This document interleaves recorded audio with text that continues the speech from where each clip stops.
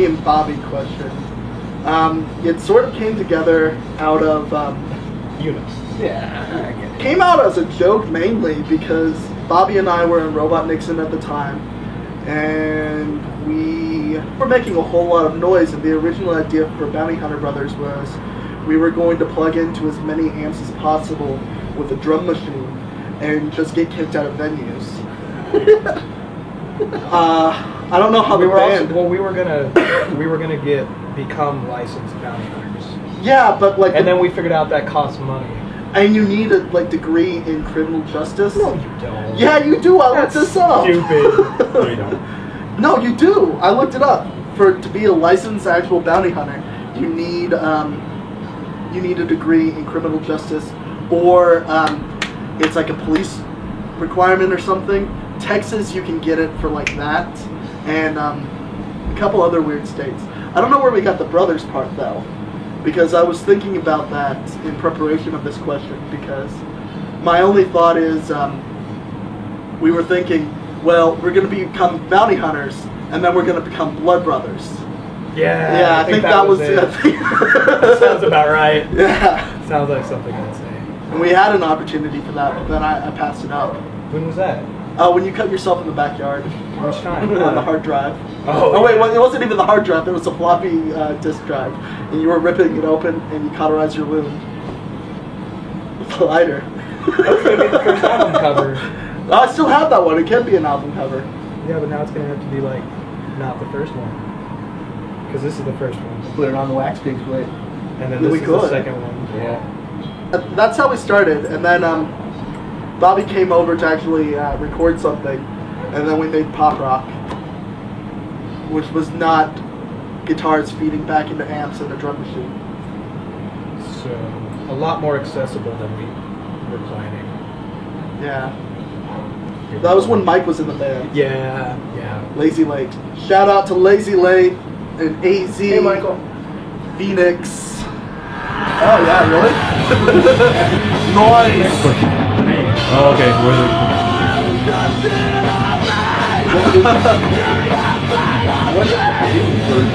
We've had a lot of time to just like fuck around, really. That's the biggest thing. And well, with Roger, we were really focused, and when we would like play around, we would play around and get some like really good ideas. That's how Puerto Vallarta came out. Was just us jamming and making noise and like falling into a song. And that's how the songwriting process was for that one. It's pretty much the same here too. Yeah. But I don't want to say it's less structured now, but we're a lot noisier. I think that's the biggest thing, and that's where I'm getting onto structure issues, because we're just a whole lot more noisy, as you'll find out at the end of the clip. Yeah. Yeah, it's been a lot more louder, noisier. No, it's changed. I wouldn't say like night and day, but we're getting a little bit more noisier. We learned a lot from Roger, and we miss him dearly. We'd still pretty much be the same band. Drumming altogether is kind of a new thing for me. Like, I've only been doing it for a little less than a year, and I just got this kit to mess around with just because it was something I'd always wanted to try. And William gave me a call one day and was asking how it was going, because I guess Roger was getting sent out to Texas. And I came in and started jamming with him, and with the other elements of the band, I just progressively got a little bit better. Still learning new stuff, but it's pretty cool. I'm into it. I've been in a band with William before, but this is a totally different dynamic. Yeah. Yeah, it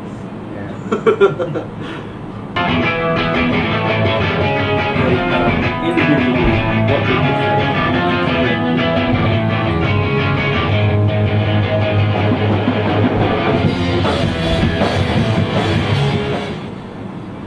I bring like a lot of just ego playing on the bass, and just like doing stupid shit that I shouldn't do. Like, I have 2 pedal boards, and I think that's more than most guitarists. And I wear sunglasses randomly. But it's just a lot of, I'm looking at my pedal board right now, it's a lot of just noise making stuff. I'm not a conventional bass player, I don't think, but I am. Because if you say, "Oh, I'm avant-garde, I can do all this crazy stuff on my bass and stuff," it's like, no, you still play bass. You just have a lot of toys in front of you. I think it's toys. That's what I bring. And like telling Bobby we need more than one part to a song, but even then, doesn't work. And marketing. I got a degree. Hire me. I got a degree in marketing. I don't know. I like to think I bring good guitar. Sometimes. Yeah. Sometimes. I don't know. This is the first band where I'm like, I'd say we're like, they keep wanting to call me the front man or whatever. No, not really. We're 50. Yeah, this is the first band where I'm like consistently singing and writing songs and actually not just being sort of a rhythm or lead guitarist. And so it's new for me, but it's really fun. Most of the songwriting I have done has been when there's actual words involved and it's not just like noise for 30 minutes and I call it a song.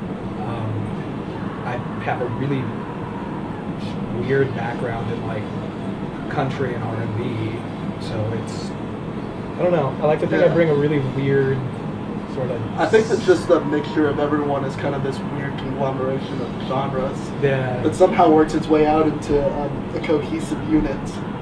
But I mean, I know Josh and I listen to just a bunch of like metal, like the classics, and I like stop at the 80s.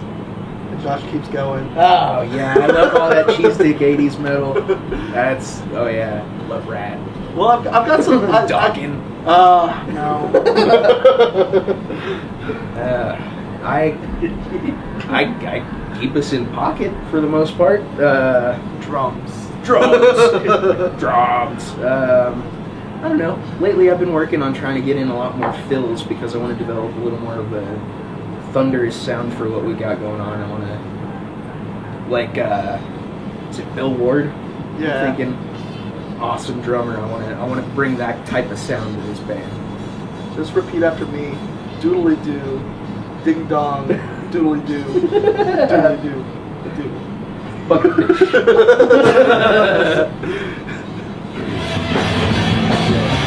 Who are you? Mine?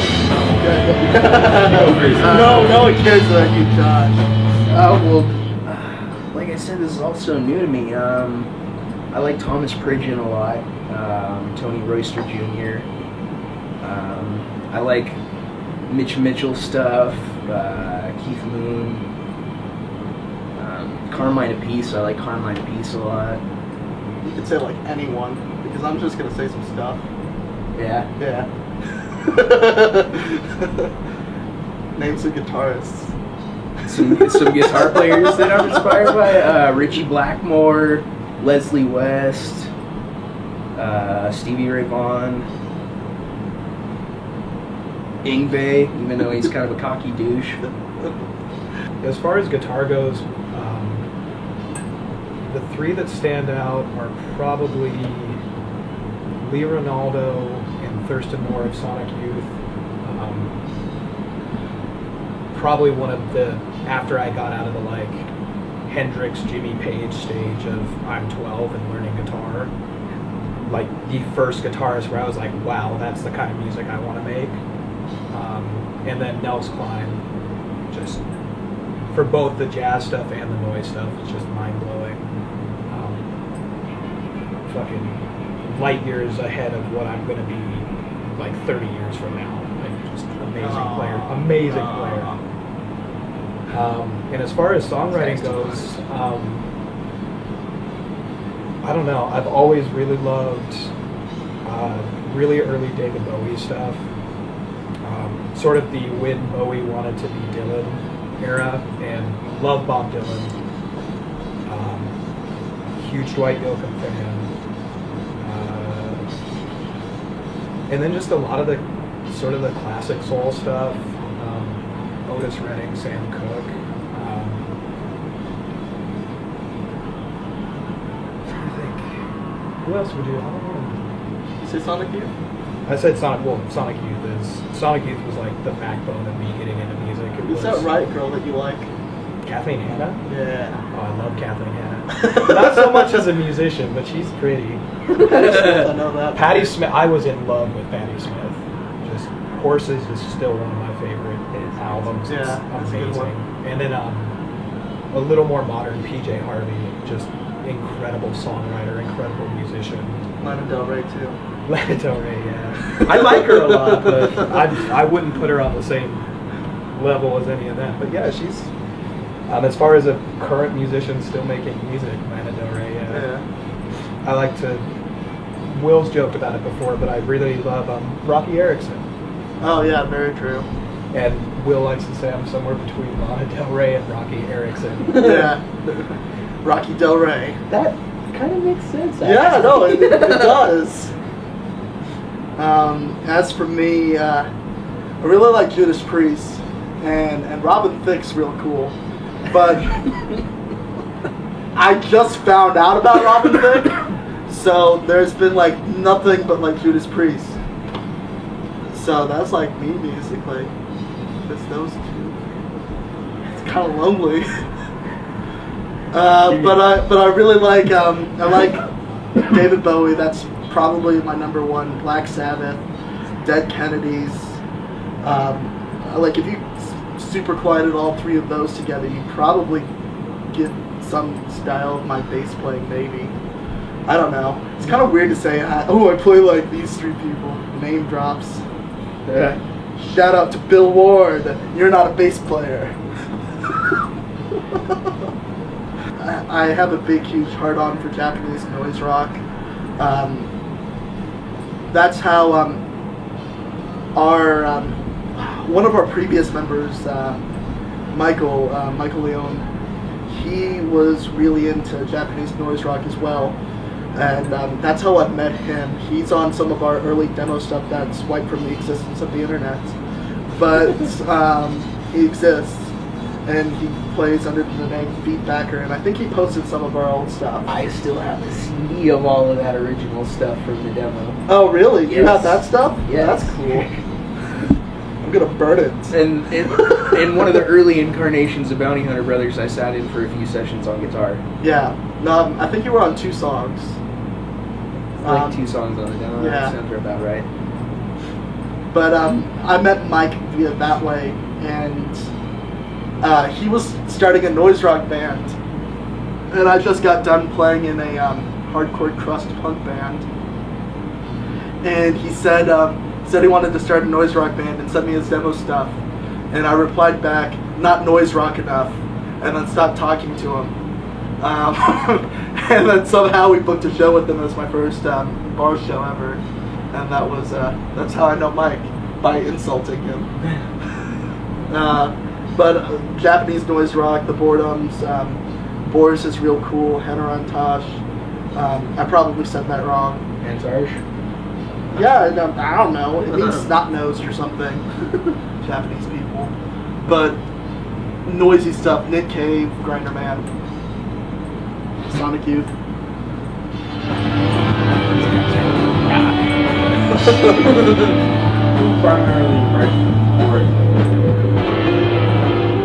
That's a joint endeavor for the most part. It's me and Bobby. We both write our own songs too, but Golden Age we wrote together Valentine's year 2 years ago. Coming up on 3, I think. Yeah. No. Wasn't What? that long ago. No. No, because I was drunk, so it was 2 years ago. No, it was 2 years ago. Okay, yeah. No, coming up on 2 years. That's where I got confused. We wrote Golden Age together. I wrote the first part. Then we came together on the second part, and you wrote the bridge.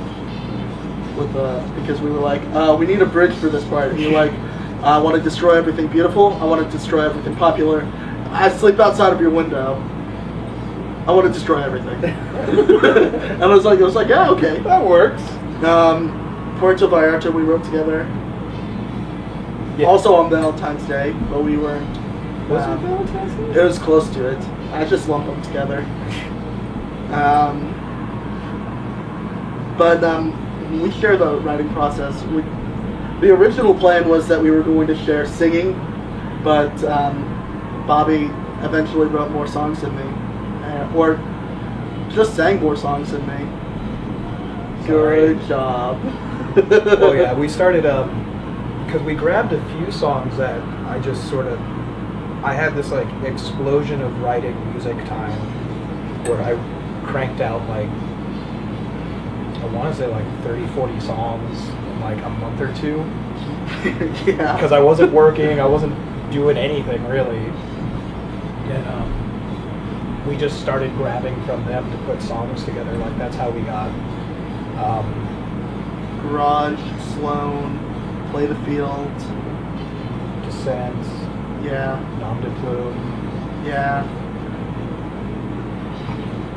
Well, we got a big old list over there. All a game. The whiteboard.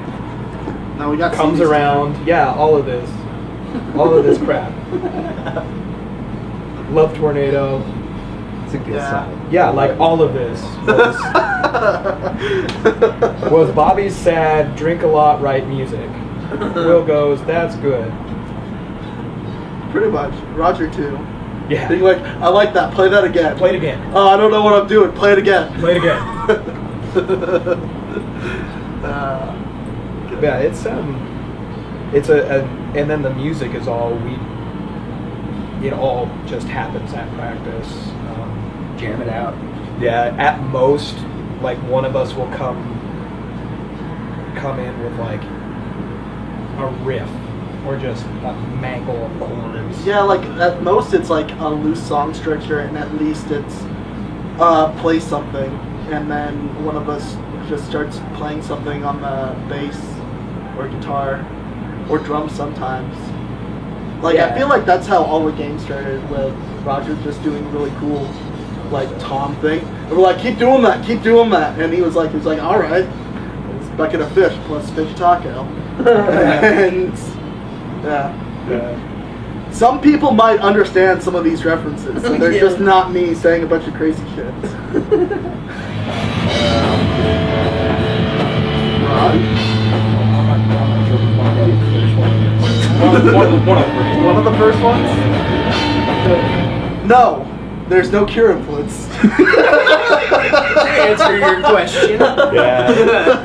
I like about answer. I like the cure, but Your voice just sounded like it. see, because if it's me on the first two tracks, then it's Bobby. Like Okay. I can tell. Okay. My friend Jay Flanders in Rhode Island, he said that I have I sing like The Cure or James Murphy from LCD Sound System, which it's nice to always hear you sound like someone who's actually a respectable artist rather than you sound like shit. So I like The Cure.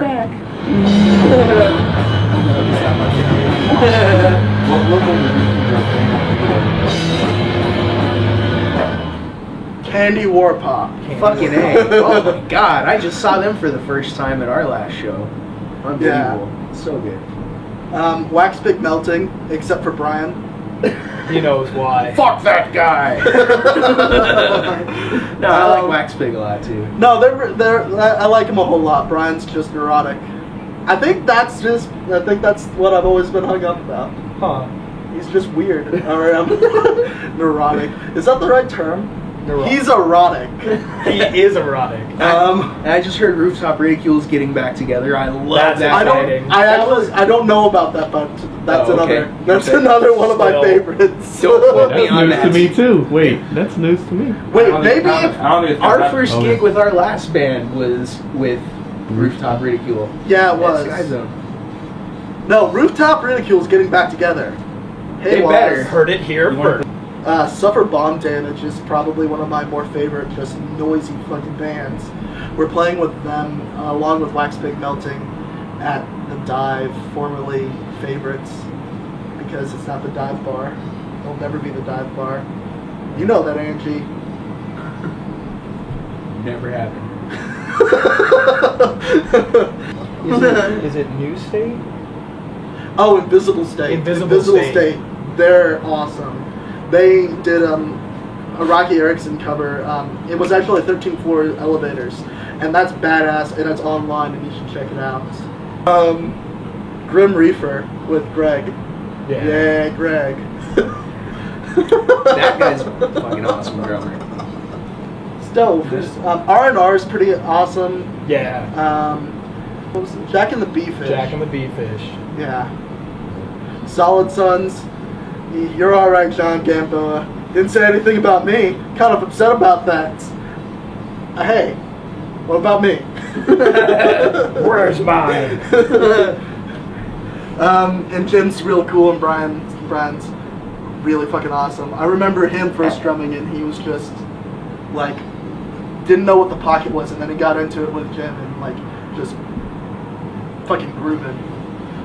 Even though in their interview it said that he wasn't like played counterpoint, and I don't hear that. I hear just two badass musicians like rhythm department going crazy. So.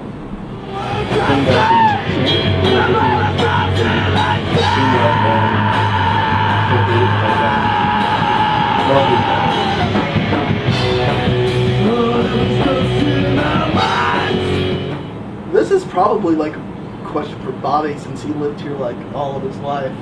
Born and raised. I remember when, well, the last time we were downtown was for a show at Triple B's, which is a fun new venue. But we went to the kebab place down there, and you were talking about how you're like, sometimes I think that they shouldn't clean it up, but then I remember getting like jumped and like beaten up for like plus fair money and being deserted down there while you were 12. So I wasn't 12, I was 14. Come on. yeah, same thing. I don't know. I have a really mixed opinion about it. My political leanings and stuff like that, I'm not a fan of it at all. What's going on down there is pretty much more of the same, just with different parties involved. The massive land buy-ups, abuse of eminent domain, just a laundry list of bullshit. But it's common bullshit for Vegas, and it's hard not to take sort of a nihilistic stance like that, where it's like, oh, it's more of the same fuck locals bullshit that we've grown accustomed to. Instead of it being Steve Wynn or Bob Stupak, now it's, you know, Tony Hsieh. Same dick, different face. Pretty much. I mean, and like with most things that involve, you know, large vested capital in a fucking overgrown Union Pacific switchyard, I'm cautiously optimistic. I mean, art tends to flourish when there's a lot of money, because it's, you know, art, for better, for worse, in Western society is basically the preoccupation of the petty bourgeoisie. I mean, it is. It's, you know, all of the greats were greats because they were paid not to work and do what everyone else had to do, and that's why they were able to paint fucking oil paintings that are blow us away today.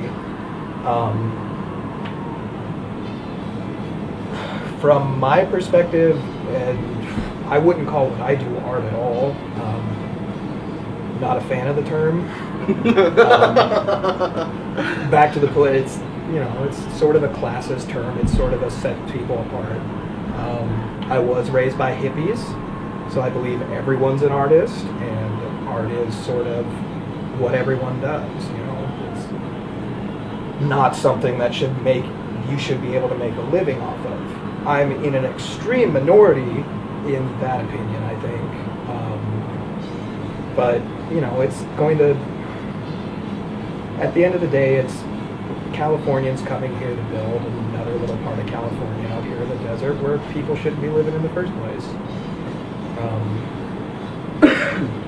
I don't know. I'm sort of rambling now, so I'm going to stop talking. But I'm optimistic for what it's going to do for the local music scene and the local art scene. My personal feelings aside, it is really cool that potentially kids will have something that, you know, we were sort of struggling for when I was in high school. There's actually going to be places to play now, with so much attention from the media, from the local arts community. It's going to force, you know, sort of businesses and promoters to be hold up their end of the bargain. There tends to be more people out at shows now. when we were playing music in high school, I mean, we were playing, a good crowd was 5 people. It was, you know, there wasn't a lot of support from the local community, which often gets misconstrued as Vegas has a lack of culture. And it does and it doesn't. There's a very vibrant working class culture that just gets ignored because it's not pretty, which is why I've always gravitated to more sort of noisier punk stuff. And now I'm just really rambling. There's one key fact that you forgot. Huh. It's shaped like a llama. Shaped like a llama. The Downtown Project. Oh yeah, Stuff, it's shaped like SimCity. a llama. Yeah. That's funny. Yeah, it is. I mean, it's. I'm excited for what it may bring for the art community. I don't think it's going to have a lasting impact on us as a city. I don't think anything will. It's my personal opinion that, you know, we were created as a Union Pacific switchyard. We never should have stopped being that. We're essentially a town of gypsies. I mean, no one. I'm from here, but I'm not from here, kind of thing. It's an odd place and an odd social character to everything. So, but it is. I mean, they're throwing around a lot of money. People are buying really nice sound systems, and the bars don't smell like piss. I guess it's getting better for now. Yeah. And I haven't played the beauty bar. Not Needs to once. happen. Ruben. Hey, Beauty bar. Ruben, Book us. Get on it. do it.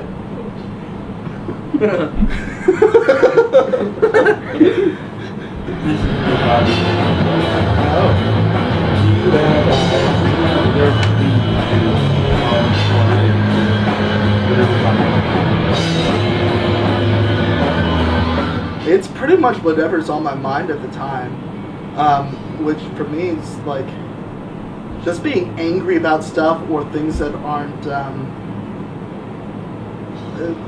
storytelling. I love storytelling, and I think the songs that I've written that we actually have out.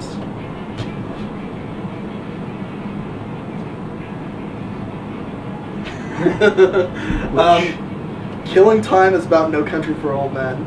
And it's a really small scene, and I just elaborated on it because one of my favorite songs is Psycho Killer by the Talking Heads, and probably everyone else's favorite song too. But I also really like serial killers and have a big old encyclopedia book of serial killers and think Jeffrey Dahmer's a funny guy. But so I just crawl space. I just elaborated on this really small scene in the movie and went off from there. Any of the lyrics I contributed to for Garage were I wrote up while I was up in Montana, or the night that we recorded the album, Bobby and I watched Die Hard, the third one, with a vengeance, and we were yelling at the moon, so that's in there. Something about negative light. I don't know what that means. You wrote that part. So it's just a bunch of just stuff as far as me going. I don't think songs need to make sense. You just kind of make sense out of them, unless there's some I Love You song, and then that's kind of self-explanatory. Yeah, I mean, and for me it's about half and half. A lot of the songs, I'll just start singing words, and if the words sound good, they stay, and then I write words around those words to try to make the original words make sense. When I tend to set out to write something, just what's going on with me at the time that I'm writing it, or I mean, a lot of the songs have to do with my personal relationships over the past about 2-3 years, and just a lot of shit that I've been going through, good and bad. I think most of the stuff on here, if it does have any kind of actual message, and it's not about like the X-Files or Always Sunny. Yeah, they tend to just be about people I know. One of our newest songs, Hear Her Drone, it's a song about people I work with. I just had this. I had a riff, and then a name just fit to it really well. And then I just sort of went from there. And then I wrote it. A lot of it I pulled from something I was just singing to piss off a coworker because it was funny to me. And then I was like, this actually sounds like it could be a good song. So I, tried to put some chords to it and actually put more than 3 together to make a song. And that's not often I do I that. don't usually like songs with more than 3 chords. Oh. Yeah, that's an excellent Just- song. it gets in the way of awesome. It really does. To answer really quick. Okay, that's fine.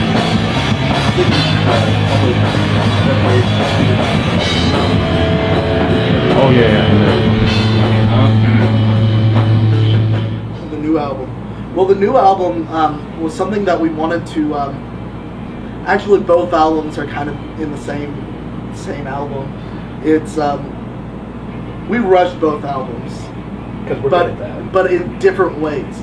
The first album we recorded all of the takes in one day, no overdubs, and other than vocals, and we got a garage rock album.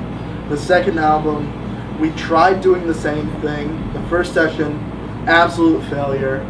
Second session was all right. We got the drums out of it, and we kind of sat on it for a little while, and we shouldn't have, because we should have got Roger to record the drums so we could have had polished drums. What we have from that is the original takes that we had, not from the first session, but from the second one, and they were on my shitty Frankenstein kit, so they're not good drums. And we did that, and then we were like, okay, well, let's still try to overproduce it. And so we did stuff, but it wasn't nearly as good, and so it's just kind of just conglomeration of everything that we did with Roger to summarize the band up to that point. And I think it does that pretty well, Yeah. but It's a very unpolished, straightforward album. Yeah. I mean, going into it, during the whole process, we knew we were making pretty much just garage rock.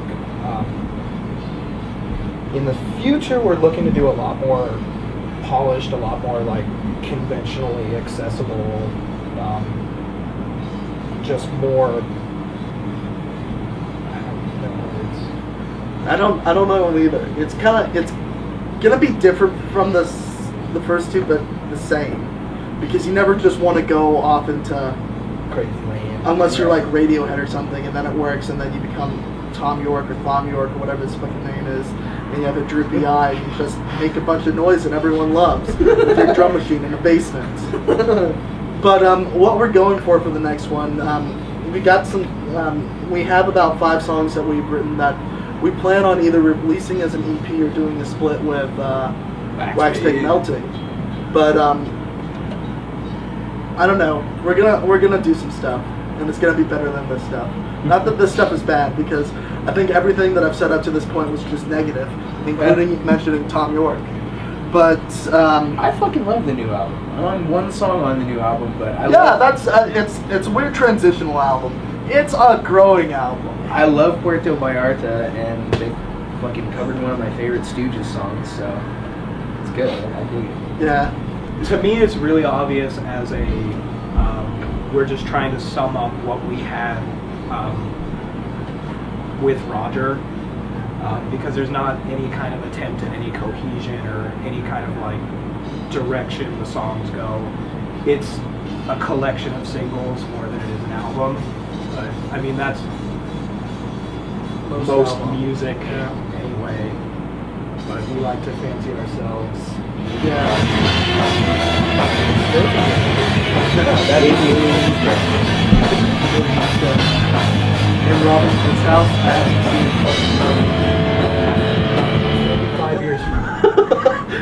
5 years from now. Yeah, if we have 3 more albums and I imagine 7 more fans, I'd be happy. I imagine a bunch more albums are gonna happen. Yeah. Sign would be nice, but that's that's We'll a see. dream. I don't know. I know we want to do out of state, obviously. Yeah. By that time, I Definitely. would like to be established in the Southwest. The right? tri-state At the very area. least, Yeah, Southwest would be nice. Like Calibari. California. España Nuevo, basically. Yeah, that'd be cool. Actually, yeah, I agree with that. That territory. Yeah. Coming for you, Mexico. We see you down there.